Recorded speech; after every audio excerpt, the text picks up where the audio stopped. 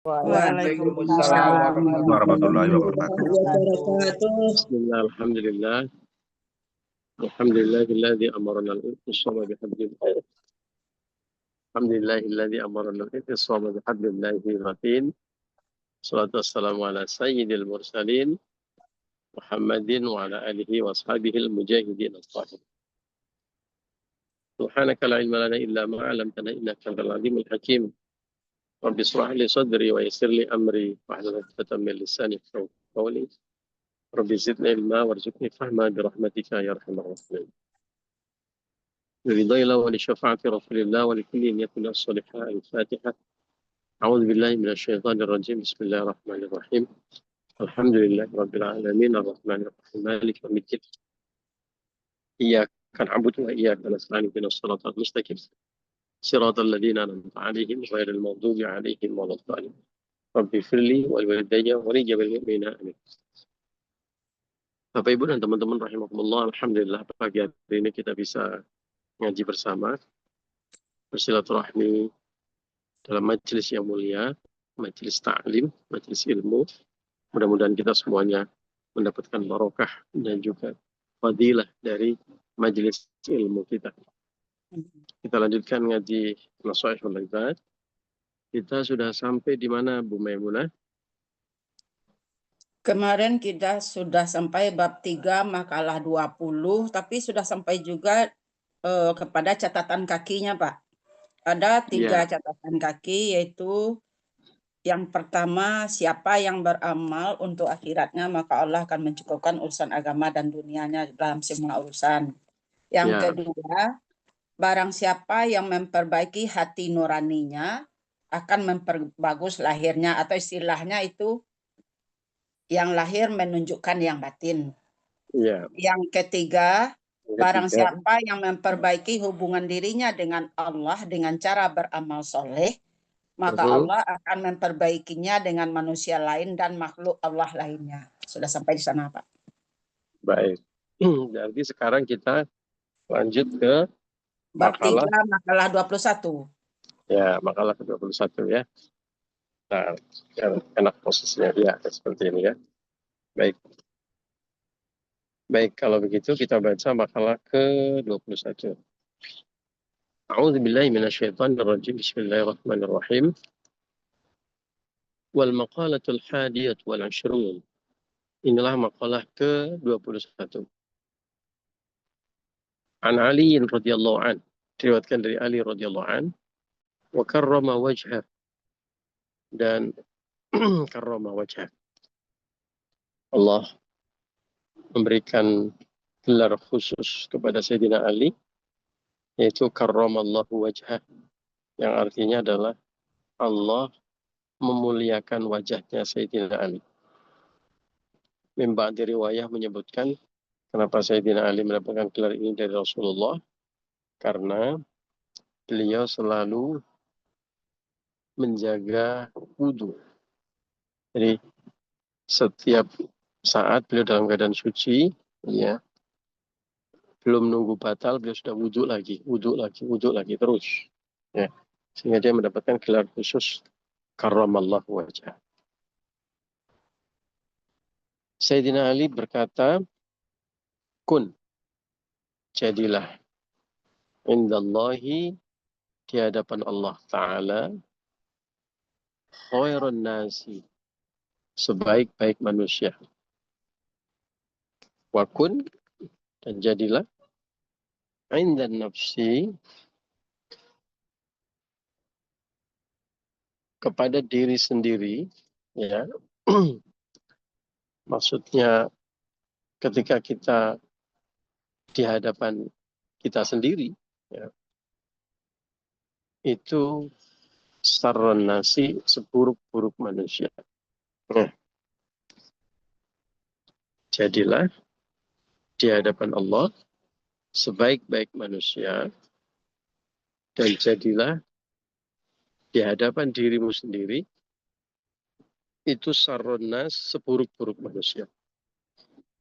Apa ini maksudnya? Nah, kalau cuma baca kan nggak paham ya Bu. Nah, kalau nggak ngaji nih nggak tahu maknanya apa. jadilah di hadapan Allah sebaik-baik manusia. Oh, itu paham. Sudah pasti dong. Ya. Kalau di hadapan Allah, kita harus musabaqah. Ya. Harus berlomba-lomba ya, dalam kebaikan. Ya. Fastabiqul khairat.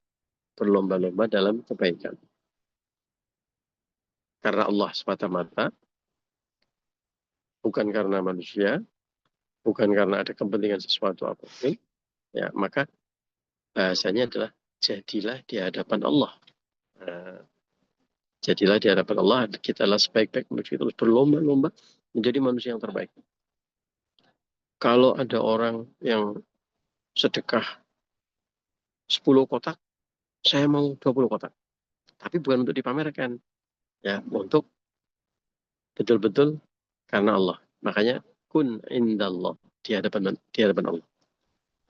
Kalau ada orang puasa Senin Kemis, saya mau puasa Daud. Ya, jadi sehari puasa, sehari tidak, sehari puasa, sehari tidak. Kalau ada orang yang sholat malamnya 10 rakaat, saya mau 20 rakaat. Kalau ada orang yang apa namanya ngaji Qurannya sehari 1 juz, saya mau 2 juz. Nah, itu berlomba-lomba di hadapan Allah. Kalau ada orang yang membantu tetangganya, saya akan membantu tetangga saya lebih banyak lagi. Tapi bukan dalam rangka karena ingin pujian, karena status, ya, karena ingin pasang status di Instagram dan sebagainya. Tapi indallah, semata-mata karena Allah. Nah, itu saya kira mudah dipahami, ya, mudah dicerna. Semuanya sudah paham. Tapi kenapa lanjutan dari makalah ini adalah kun indan nafsi, jadilah di hadapan diri kamu sendiri, sarron nas, seburuk-buruk manusia. Loh, kok bisa jadi seburuk manusia itu gimana? Terjemahnya begini, Bu. Wadhalika, dan tentang hal ini, kama qala Sayyidi Syekh Abdul Qadir Al-Jilani, qaddasa sir. Hal ini sebagaimana pernah dikatakan oleh Syekh Abdul Qadir Al-Jilani, qaddasa sir. Terjemahnya, tafsirnya dari perkataan Sayyidina Ali ini, rupanya pernah ya diajarkan oleh Syekh Abdul Qadir Al-Jilani. Apa yang dikatakan beliau tentang terjemah atau tafsir dari statement ini? Beliau mengatakan, idza laqita ahadam minan nas. Jika engkau bertemu dengan seseorang, ra'aital fadla lahu 'alaika. Engkau melihat, ketika kamu bertemu dengan seseorang, engkau melihat keistimewaan, kelebihan dirinya dari diri kita. Ya. Jadi melihat orang itu bukan merendahkan, tapi justru melihat sisi positifnya, selalu melihat sisi positif dan kelebihan orang dibandingkan kita. Nah, itu maksudnya, kita di hadapan diri kita itu seburuk-buruk manusia. Kita itu tidak menganggap orang lain rendah, hina, bodoh, miskin, ya, lebih jelek daripada kita. Tapi justru sebaliknya. Kita melihat orang selalu dari sisi positif dan kelebihannya, dan melihat mereka itu selalu lebih baik daripada kita. Ya. Watakulu, dan engkau kemudian mengatakan, asa ayyakuna indallahi khairum minni. Saking positifnya kita kepada setiap orang, dan saking merendahkan diri kita di hadapan orang lain, kita akan selalu berkata, ya, kita akan selalu punya mindset yang mengatakan bahwa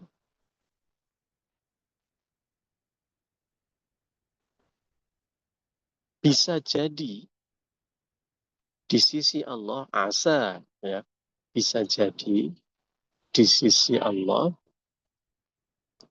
dia itu lebih istimewa, lebih baik, ya, daripada kita, dan lebih tinggi derajatnya daripada kita, ya. Wa arfa'a darajatan, lebih tinggi derajatnya daripada kita. Nah, bahkan pada kasus-kasus ketika secara fisik, secara zahir, secara lahiriah, dia itu lebih rendah daripada kita. Ya, misalnya kita ketemu orang yang lebih jelek daripada kita. Kita kan agak ganteng dan agak cantik gitu ya. Kita ketemu orang yang lebih jelek daripada kita. Kan secara fisik jelas proven. Ya. Survei membuktikan bahwa kita lebih ganteng atau lebih cantik daripada dia. Atau kita ketemu dengan orang yang secara ekonomi di bawah kita. Atau ketemu dengan bawahan kita. Jelas lah, sudah secara level itu bawahan kita gitu ya. Misalnya Anda jadi bos, ya Anda jadi owner, ya ketemu dengan satpam, ketemu dengan tukang parkir, ketemu dengan staf di kantor.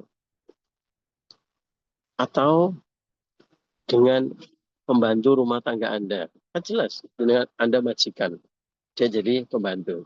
Kan derajatnya lebih tinggi Anda kan. Gitu ya. Yang secara fisik jelas-jelas di bawah kita. Nah, itu pun kita tetap punya mindset bahwa jangan-jangan orang ini sesungguhnya di mata Allah lebih tinggi derajatnya daripada saya. Kita nggak pernah tahu kan. Asa ayyakuna khairum. Kan di dalam Al-Quran juga disebutkan kan. Dalam surat Al-Hujurat. La yashar kaumun min kaumin asa ayyakuna khairum minhu. Hei, orang Islam, orang yang beriman, kamu nggak boleh loh merendahkan, mencaci maki, mencemooh, ya, orang yang lebih jelek daripada kamu. Ya. Asa ayyakuna khairum minhum. Karena bisa jadi, jangan-jangan di hadapan Allah, dia lebih mulia daripada kita. Ya, dia orang yang lebih jujur, dia orang yang lebih banyak ibadahnya, dia orang yang lebih ikhlas, kita nggak pernah tahu. Kan malu. Malu sama Allah ya. Kita ini orang yang lebih hina, tapi merendahkan orang yang lebih mulia. Kan malu kan? Misalnya, Anda kok suatu hari karena nggak tahu gitu ya, merendahkan seorang pejabat negara yang harus Anda hormati misalnya. Rendahkan guru kita yang sangat kita hormati karena kita nggak tahu gitu. Kan malu kan kita kan kalau ketahuan gitu ya.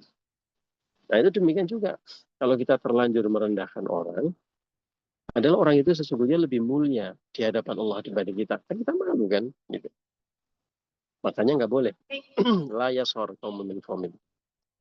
Sama dengan pesan dalam hadis ini. Asa ayyakuna khairum minni. Jangan orang itu lebih mulia daripada saya. Baik di mata manusia maupun di mata Allah. Karena bisa jadi kan. Kita nggak pernah tahu. Dia orang yang tampak lebih rendah derajatnya daripada kita. Tapi sebenarnya aslinya dia ada orang yang lebih. Ya, mungkin dia lagi menyamar. Ya, mungkin kita nggak tahu gitu ya. Ternyata dia adalah orang yang lebih hebat daripada kita. Terutama di hadapan Allah. Dalam kisah-kisah para santri, salah satu yang cukup masyhur, misalnya cerita tentang Nabi siapa yang dalam surat Kahfi diceritakan bersama dengan Nabi Musa belajar 3 perkara yang akhirnya Nabi Musa tidak lulus. Nabi Khidir alaihissalam. Ya. Kisah tentang Nabi Khidir yang sebagian umat Islam percaya bahwa beliau masih hidup. Ya. Dan beliau menjadi kekasih Allah yang bisa menyamar jadi apa saja. Nah, bisa jadi dia suatu hari jadi seorang pengemis, menjadi seorang nelayan yang nelayan rendahan, gitu ya. Maka kadang-kadang saya sering bercanda sama anak istri atau dengan apa teman-teman gitu. Kalau ngelihat ada orang yang kayaknya apa namanya eh, lebih rendah daripada kita, misalnya ketemu pengemis, ketemu pengamen gitu, ketemu orang yang eh, lusuh kumuh gitu ya. Saya sering bercanda sama istri sama anak-anak satu sama teman-teman. Eh, jangan-jangan itu Nabi Khidir gitu. Maksudnya biar tidak merendahkan. Gitu. Suatu hari belum lama ya, bulan Juli yang lalu kita ada acara gitu. Eh, acara yang sangat terbatas. Di ruangan itu hanya ada kiai-kiai besar dan Pak Menteri gitu ya. Tiba-tiba ada orang yang nggak jelas gitu dengan penampilan yang sangat ala kadarnya, penampilan santri yang sangat ala kadarnya, itu masuk ruangan itu.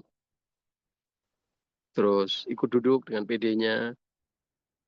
Terus ketika Pak Menteri dan para kiai makan, ikut makan gitu. Yang lucu lagi juga pas para menteri dan para kiai foto, ikut foto gitu. Padahal kita-kita juga melipir gitu ya. Melipir nggak ikut foto, tahu diri karena ini foto foto untuk para ini untuk high profile gitu. Beliau dengan PD-nya masuk ikut foto gitu. Ini kan para petugas protokoler dan petugas dalam dia pada bingung ini orang siapa gitu. Mau diusir. Dia bilang jangan, jangan, jangan. Kenapa Pak? Jangan-jangan itu Nabi Khidir. Biar tidak diusir gitu.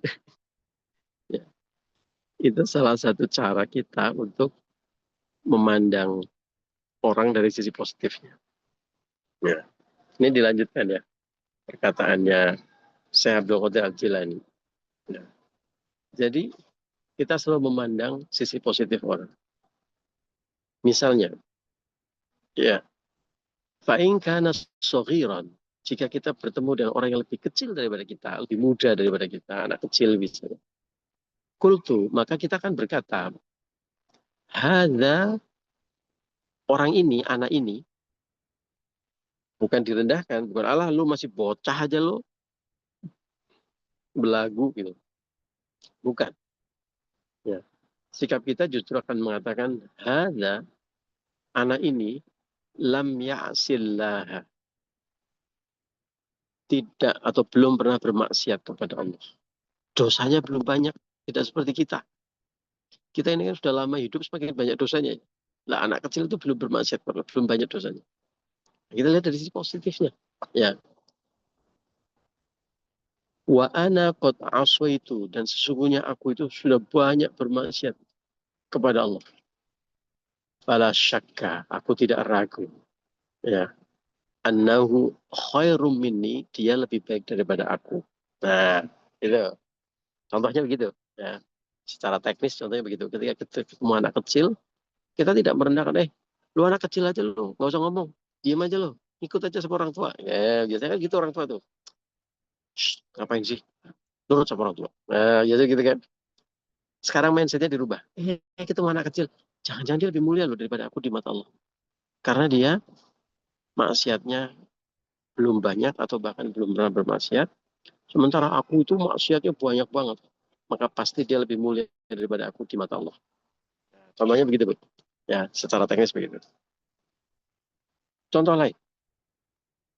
Wa in kana kabiron, dan jika engkau ketemu dengan orang yang lebih tua atau lebih besar, kulta, maka engkau akan mengatakan, hadza orang ini qad abadallaha qabli, sudah beribadah kepada Allah sebelum aku ada, sebelum aku lahir, sebelum aku bisa beribadah. Beliau ini sudah beribadah kepada Allah, maka pasti ibadahnya lebih banyak daripada aku. Wa inkan, nah terus contoh lain.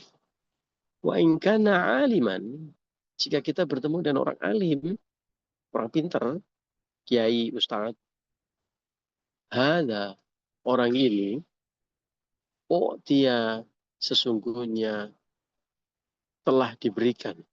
Ya, orang ini sudah, karena dia lebih pintar daripada aku yakin dia pasti telah mendapatkan ilmu yang lebih banyak. Ya. Orang ini pasti telah diberikan ilmu. Ya.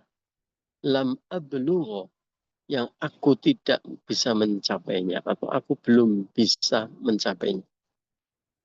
Waqala, ya, ma lam anal wa alima ma jahiltu wa huwa ya'malu bi'ilm. Ya. Kita akan berkata bahwa orang ini punya ilmu yang lebih banyak, ya. Dia punya sesuatu yang tidak aku punya, dia mengetahui perkara yang tidak aku ketahui, dan dia beramal dengan ilmunya. Nah, positif kan? Positif terus. Pokoknya ngeliat orang itu positif terus. Itu kalau sama orang pintar. Bagaimana kalau ketemu sama orang bodoh? Ya. Wa ingkana jahilan, kalau kita ketemu orang bodoh, ya, kulta, maka kita akan berkata, hadza asallaha bijahlin. Ya. Orang ini bermaksiat kepada Allah dengan kebodohannya. Mungkin dia tidak beribadah, atau mungkin dia ibadahnya tidak dengan ilmu, ya. Tapi itu semua karena kebodohannya. Nah, dimana kalau orang bodoh, kemudian dia tidak mengamalkan ilmu atau ibadah yang tidak sesuai dengan aturan, itu diampuni selama dia mau belajar. Ya. Tapi kalau pinter, tahu ilmunya, kemudian tidak mengamalkan, tidak menjalankan, wah itu berbahaya. Ya. Makanya ketika kita melihat ada orang bodoh, oh iya dia memang bodoh. Tapi dia itu dengan kebodohannya, dia akan diampuni oleh Allah. Karena dia masih bodoh.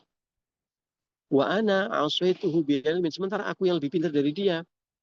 Jangan-jangan aku itu bermaksiat kepada Allah. Padahal aku sudah tahu ilmunya. Aku meninggalkan sholat. Padahal aku tahu bahwa meninggalkan sholat adalah tarikus sholat adalah dosa besar. Tapi aku tetap tinggal sholat. Sementara dia itu tinggal sholat karena nggak tahu ilmunya. Wala adri bima yahtamu li au bima yuhtamu lahu. Ya.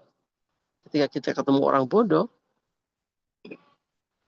kita akan berpikir, kita akan punya maksiat.